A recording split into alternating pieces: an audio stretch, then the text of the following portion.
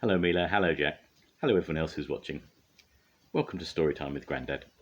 Today's book is from the Thomas and Friends series and it's called Cranky. Thomas and Percy liked working at the docks, so when the Fat Controller told them they would be working there for 2 weeks, they could hardly wait.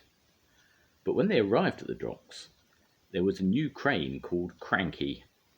Cranky was always moody and called Thomas and Percy useless little bugs. The two engines were very upset. They told Gordon and James about how rude Cranky had been. To their surprise, James and Gordon backed up Cranky. "He's so high up in the air," said James, "facing the wind, rain and sunshine, that it's no wonder he looks down and sees you as annoying little bugs." Thomas and Percy hoped Cranky would stop being so mean to them. The next day, Cranky played a trick on Thomas. He told him to move the trucks to the outer track. Thomas was surprised, but he did as he was told. When the Fat Controller arrived, Cranky said, "I asked Thomas to put those trucks on the inner track, but he's put them on the outer track, where I can't reach them. And Percy won't do as he's told either." The Fat Controller was furious. He sent the engines back to the station in disgrace. Thomas and Percy were shocked. Cranky was making it all up. A storm raged across the island of Sodor that night. At the Fat Controller station, Thomas and Percy talked about Cranky. They were upset that the Fat Controller had believed his lies. They wondered if they'd ever be allowed to work at the docks again. "If Cranky is going to continue to be nasty to us, then I don't want to work at the docks anyway," Thomas said. Percy had to agree. At the docks, the wind and the rain was lashing down on Cranky. He wasn't worried though. He thought he was much stronger than any storm. In the shed nearby, Duck, James and Gordon were listening to the storm. They thought they were safe there, but they were wrong. A huge steamer had got loose and it was heading straight for the docks. The steamer ran aground. It charged through the docks, crashing into the shed and knocking over Cranky. Duck, Gordon and James were trapped. They called to Cranky for help, but Cranky had fallen onto his side. He needed rescuing too. Cranky and the engines had to wait for the storm to clear before they could be rescued.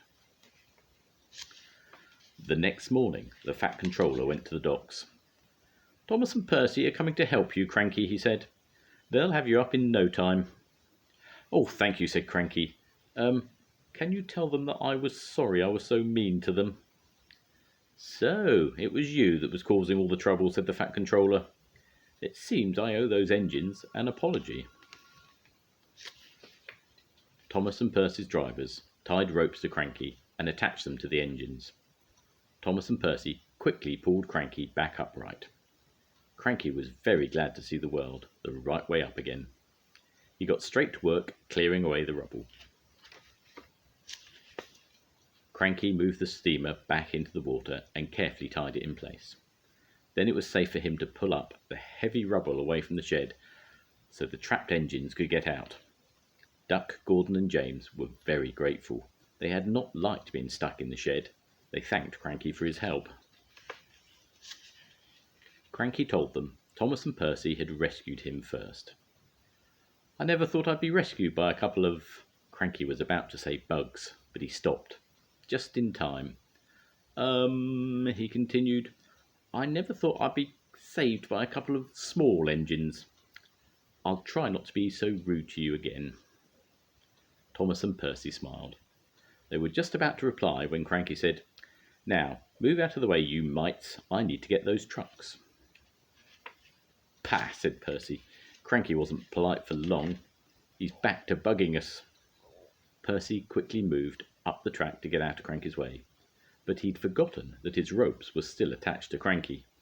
"Wait!" cried Thomas, but he was too late. As Percy charged forward, the ropes pulled taut, and Cranky crashed back to the ground with a thump. Thomas and Percy had to pull Cranky up for the second time. Cranky felt very silly. Now Cranky works well with Thomas and Percy. He still looks down on them from his high perch in the sky, but he never calls them bugs or mites. After that stormy night, He knows they can be really useful engines. After all, they had rescued him twice. And if Cranky is ever knocked over again, he knows the little engines will quickly put him back in his place. The end. Bye-bye, Mila. Bye-bye, Jack. Goodbye, everyone. Bye.